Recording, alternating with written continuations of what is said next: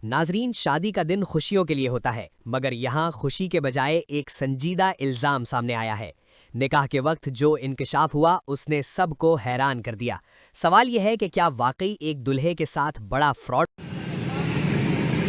पहले समझ रहे हैं कि तुम आके नालियां शहर खराब है जेले सब के तो करना क्या जी चले और शहर है उसे कचहरियां चाहे इतने साढ़े को ना जी धोखा कर लिया। पहले तो साढ़े 70,000 रुपया इसी पैसा खराब है, ऐसे वो साढ़े को ले लिया 1,30,000 रुपये।